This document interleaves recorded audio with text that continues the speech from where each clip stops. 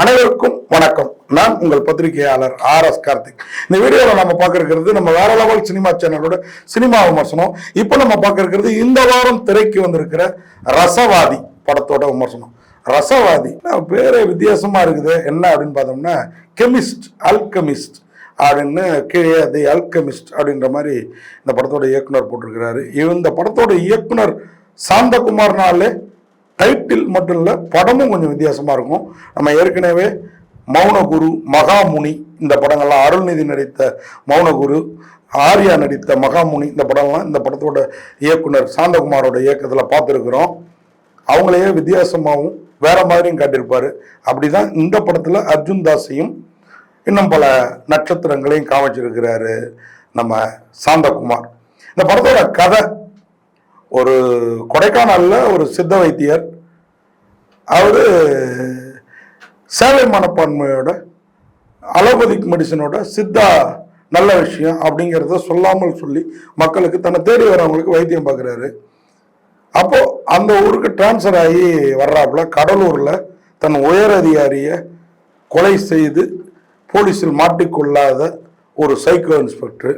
அவர் மேல இன்னொரு பழியும் இருக்குது. அவர் மனைவியின் தற்கொலையா கொலையா அதுக்கு இவர் தான் காரணம் அப்படிங்கிற பழியும் இருக்குது.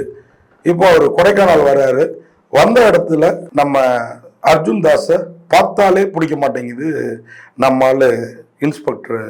அவருக்கு ஒரு பெரிய கேரளா முதல்வர், முன்னாள் முதல்வர், அவருடைய அரசியல் பிரபலம், அவருடைய பேரன்லாம் சொன்னாங்க. நல்லா நடிச்சிருக்கிறாரு, சைக்கோவா வாழ்ந்துருக்கிறாரு அப்படிதான் சொல்லணும். அவர் ஐயோ, அவர் இந்த முகபாவம்லாம் நானே கொஞ்சம் கருணை கொடூரமா இருப்பேன், அவர் நம்மளோட எல்லாம் கொடூரமா இருக்காரு, கலரா இருந்தாலும் அப்படி இருக்கிறாப்புல. இந்த படத்துல தானியா ரவிச்சந்திரனோட நம்ம அர்ஜுன் தாஸ் பழகிறது பேசுறது பிடிக்காம தான் ஒரு சைக்கோத்தனம் பண்றாரு அப்படின்னு பார்த்தோம்னா அதுதான் இல்லை.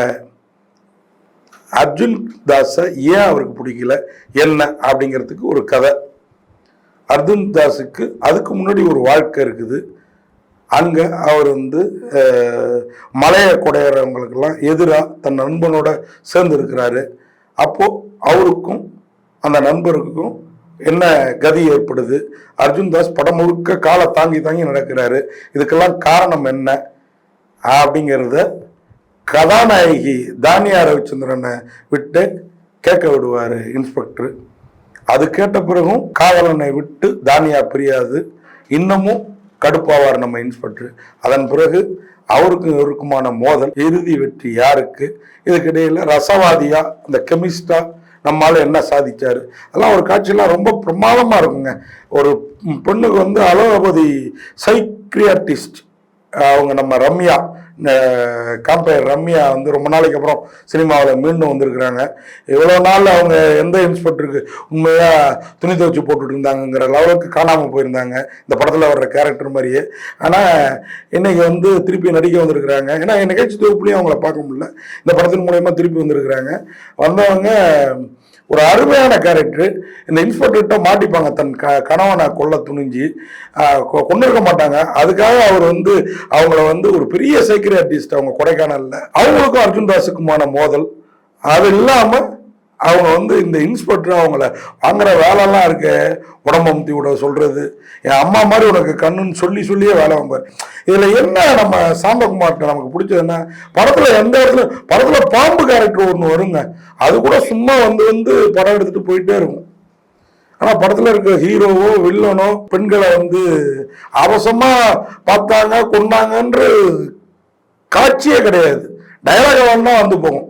அந்த விதத்துல சாந்தகுமார் சைக்கோத்தனமான படங்களை எடுத்தாலும் அதில் இந்த காட்சிகளை பெண்களுக்கு எதிரான காட்சிகள் பெருசா இருக்காது. அந்த விதத்துல இயக்குனரை பாராட்டணும். அதே மாதிரி இந்த படம் அப்படியே நெஞ்சோட ஒட்டிக்கிற மாதிரி சில சீன்ஸ், அரசியல் சட்டையரான டயலாக் எல்லாம் போற போக்குல அள்ளி தெளித்து இருக்கிற விதம், அதெல்லாம் ரொம்ப சிறப்பாக இருக்கும். அது மாதிரி உங்கள் ஸ்டேட்டில் உள்ள குப்பையை கொண்டு இங்கே கொட்டாதீங்கடா, உங்கள் ஊர் குப்பையை உங்கள் ஊரில் போடுங்க, ஒரு நாட்டோட குப்பையை இன்னொரு நாட்டில் கொட்டுறது, ஒரு ஊரோட குப்பையை இன்னொரு ஊரில் கொட்டுறது, இன்னொரு மாநிலத்தோட குப்பையை இன்னொரு மாநிலத்தில் கொட்டுறது, இதெல்லாம் என்ன பண்பு? விட்டா நீங்கள் ஆகாயத்திலே கொட்டுவீங்க, ஆகாயத்தில் கொட்டினா கீழே நம்ம மேலே விழுங்குறனால கொட்டாமல் விட்டுருக்கீங்க அப்படின்னு பேசுகிற டைலாக்லாம் உண்மையாக வேற லெவலில் இருக்குதுங்க. அது மாதிரி படத்தில் நிறைய டைலாக்கு அங்கே அப்படி போகிற போக்கில் வந்துட்டு போவோம். அதெல்லாம் வந்து சாந்தகுமாரோட டச்சுன்னே சொல்லலாம்.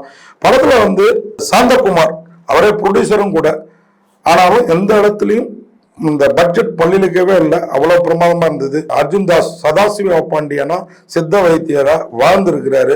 அவரோட வாய்ஸும் ஃபேஸும் இந்த படத்துக்கு அப்படியே ஆப்டா இருக்குது. தானியா ரவிச்சந்திரன் அந்த சூர்யாங்கிற கேரக்டர்ல சிகரெட்லாம் பிடிக்கிறாங்க. அம்மனை சிகரெட் பிடிக்கிறப்பெல்லாம் அவங்க தாத்தா காவலிக்க நேரம் இல்லை, ரவிச்சந்திரன் நம்ம கண்ணுக்கு வந்துட்டு போறாரு. சுஜித் சங்கர் அவர் தான் அந்த பரசுராஜ் இந்த வில்லன் கேரக்டருங்க, கொடூரமான வில்லன். அவருக்கு இனிமேல் தமிழ் சினிமாவில் வேற ஒரு இடம் இருக்குது, வேற லெவலில் இருக்கிறாரு. ரேஷ்மா வெங்கடேஷ்னு இன்னொரு ஹீரோயின் இருக்காங்க. அவங்க அந்த ஒரு 10 நிமிஷம் ஆடுற பலவம் சந்திரா கேரக்டர் நம்ம நெஞ்சோட பச்சக்குன்னு ஒத்திக்குது. அதே மாதிரி GM சுந்தர் முருகானந்தம்மா கையால் ஆகாத ஒரு போலீஸ்காரராக இவர் கூடவே இருக்கிறது. ரிஷிகாந்த் இளங்கோங்கிற கேரக்டர், ரம்யா சுப்பிரமணியன் அவங்க தான் அந்த சைலஜா கேரக்டர், டாக்டர் மனோதத்துவ டாக்டரா சைக்கியாட்ரிஸ்டாக வராங்க. எல்லாருமே சிறப்பாக பண்ணியிருக்கிறாங்க, எல்லாமே சிறப்பாக இருக்குது. ஆனால் ஹீரோட ஃப்ளாஷ்பேக்கு ஒரு சரியான தீர்வு சொல்லாதது. அது மாதிரி ஹீரோ இங்கே வந்து இருக்கிறாரு, இறுதியில் என்ன ஆகுது அப்படிங்கிறதுலாம் ஃபினிஷிங்கில் ஏதோ ஒன்று மிஸ் ஆகிற ஒரு குறையை தவிர்த்து இந்த படத்தில் பெருசாக குறை சொல்கிறதுக்கு இல்லை. ஒரு ஃபுல்ஃபில்லான படம், ஒரு மணிரத்னம் படம், ஒரு சங்கர் படம் கூட சொல்ல முடியாது. அந்த மாதிரி படங்களை ஒரு ராஜமௌலி இந்த மாதிரி ஸ்டைலில் தனக்குன்னு ஒரு பாதை 3வது படம் தான் பண்ணியிருக்கிறாரு சாந்தகுமார். ஆனால் 3வது படத்திலே எல்லா நடிகர்களும் இவரோட இயக்கத்தில் நடிக்கணுங்கிற ஆர்வப்படுற அளவுக்கு ஒரு இயக்குனராக வளர்ந்திருக்கிறதுல சாந்தகுமார் வெற்றி பெற்றிருக்கிறாரு. இந்த படத்துக்கு சரவணன் இளவரசு அவருடைய ஒளிப்பதிவு கொடைக்கானல நம்ம கண் முன்னாடி நிறுத்துது. தமனோட மியூசிக்கும் இந்த ஒளிப்பதிவும் பெரிய பலம். இந்த படத்துக்கு விஜே சாபு ஜோசப்போட படத்தொகுப்பு எந்த இடத்துலையும் குறை சொல்கிற மாதிரி இல்லை. மொத்தத்தில் இந்த ரசவாதி உண்மையாக தமிழ் சினிமாவில் நல்ல படங்கள் வரலங்கிற அப்படிங்கிற ஒரு குறைய செரிமானம் செய்ய வந்திருக்கிற ஒரு அருமையான ரசவாதி அப்படின்னு சொல்லி விடைபெறேன். ஏன்னா படத்தில் பாதரசம் கூட இருக்குது. அதெல்லாம் அந்த காட்சிகள்லாம் நீங்கள் பார்த்தீங்கன்னா படத்தில் இப்படிலாம் கேரக்டர் இருக்குமான்னு தோணும். அந்த மாதிரி இருக்குது. உண்மையாக ரசவாதி ரசனைவாதி அப்படின்னு சொல்லி விடைபெறேன். நன்றி, வணக்கம்.